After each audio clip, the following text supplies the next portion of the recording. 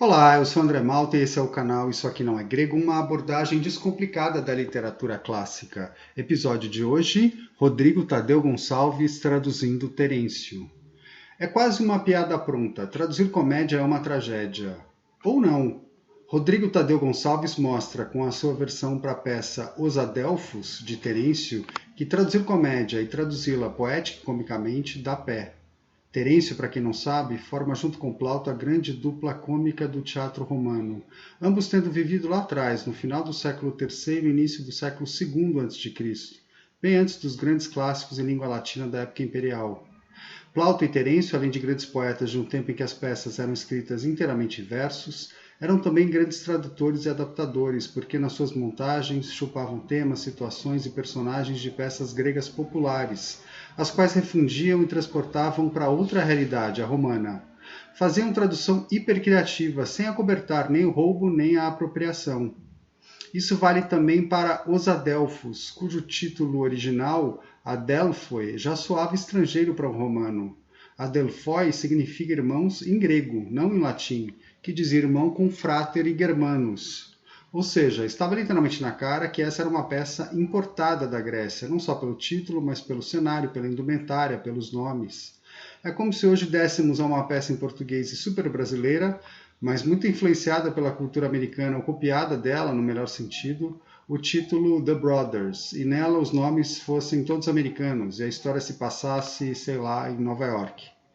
Quando Rodrigo traduz criativamente e recreativamente essa peça de Terêncio, Os Adelfos, ele está reencenando esse movimento de transculturação tão antigo quanto a própria cultura romana, que se esbaldou com a possibilidade de imitar os gregos. Ele está fazendo do latim para o português de outra forma e de outra perspectiva o que Terêncio fez do grego em direção ao latim. Tradução da tradução, transculturação da transculturação. A grande sacada de Rodrigo, para mim, foi se colocar à altura desse desafio, entendendo a essência do teatro cômico romano, que está na transformação e na aclimatação, sem perder a poesia e a performance no meio do caminho, pois Terêncio é a poesia pensada para a encenação. No fim, o que a gente tem aqui não é só uma peça que era ela mesma uma tradução poética e que ressurge traduzida poética e performativamente, mas a primeira vez que Terêncio é traduzido dessa forma no Brasil. Na base desse projeto está, concretamente, o que Rodrigo chama de emulação rítmico-performativa, um modelo aproximativo que não perde de vista a leitura em voz alta e a própria possibilidade de encenação nos palcos. Em vez da simples prosa de muitas traduções acadêmicas ou de um verso livre, laço insosso, Rodrigo tenta criar, com andamentos variados, a pulsação do original. Na prática, o que ele faz é pegar Terêncio, que trabalha com versos de 6 a 8 pés em latim, alternando em cada um sílabas longas e breves, e adaptar isso para versos correspondentes, alternando sílabas tônicas e átonas em português. Se o verso começa por uma longa, vira tônica na tradução, e o andamento é trocaico. Se começa com uma breve, vira átona na tradução, e o andamento é jâmbico. Um exemplo meio ao acaso de sequência que começa com tônica é este início de um poema conhecido do Manuel Bandeira. Belo, belo, belo, tenho tudo quanto quero. Ou o verso Never, never, never, never, never, do Rei Lear de Shakespeare. Um exemplo agora de um andamento que se inicia com átona, tirado da canção Samba e Amor de Chico Buarque. Escuto a correria da cidade. A busca por esse tipo de correspondência não é inédita, claro. O representante mais famoso em português é Carlos Alberto Nunes, com suas traduções da Ilíada e da Odisseia de Homero. Nunes se inspirou em exemplos aproximativos que vinham do alemão e do inglês desde o século XVIII. Claro também que pôr esse esquema de pé não é nada fácil, porque não dá para se alternar sempre átona e tônica no português exatamente quando os antigos alternavam breve com longa. Rodrigo reconhece isso e cobra de sua leitora e leitor e eventual encenadora e encenador a atenção aos artificialismos da vocalização concreta, que pode modular tonicidades com alguma liberdade, como acontece no exemplo que eu citei do Chico. Escuto a correria da cidade. Correria fica com 2 sílabas tônicas em vez de uma, e a preposição da também ganha uma tonicidade que não tem naturalmente.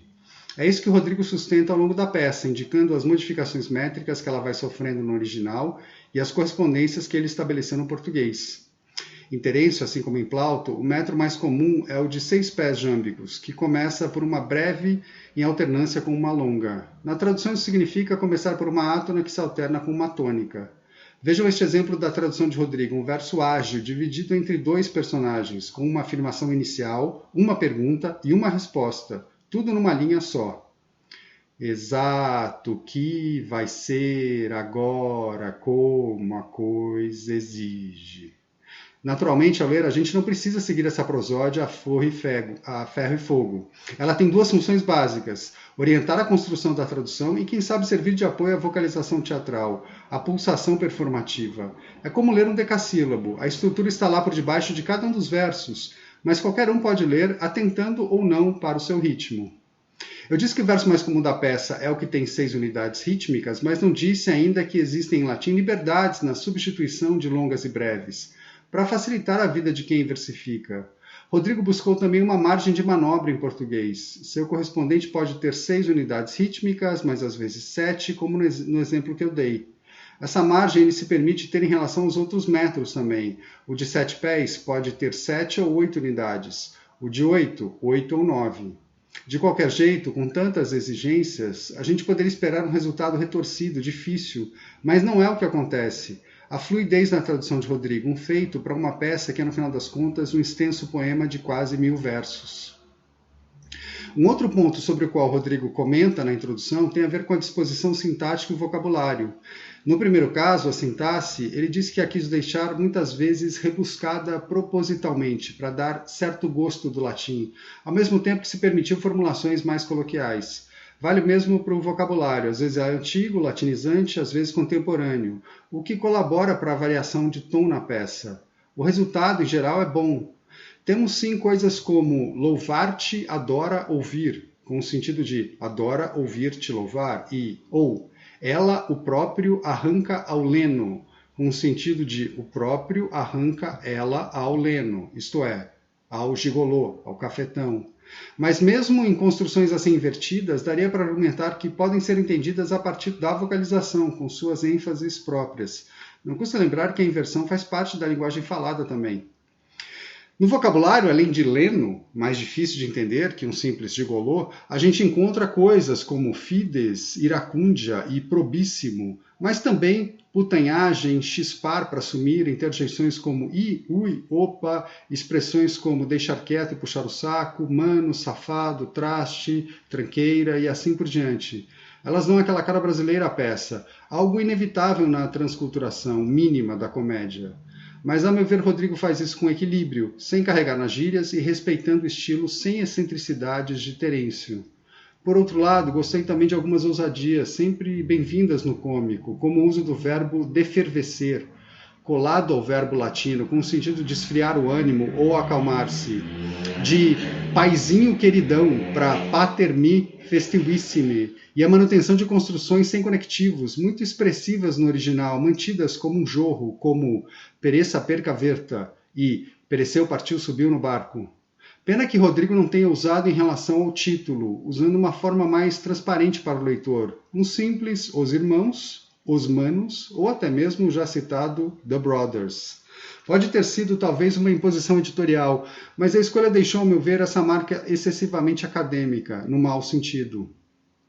Todas essas misturas e cruzamentos que mencionei de alguma forma combinam, não só com o estilo de Terêncio, mas com a própria história de Os Adelfos, que fala de olhares diferentes, tanto no interior de uma mesma geração, quanto entre gerações. Para quem não conhece a peça, ela trata de 2 velhos irmãos envolvidos na criação de 2 jovens, um tema tão antigo quanto as tramas do grego Aristófanes. Um velho é rústico e rígido, o outro é urbano e permissivo.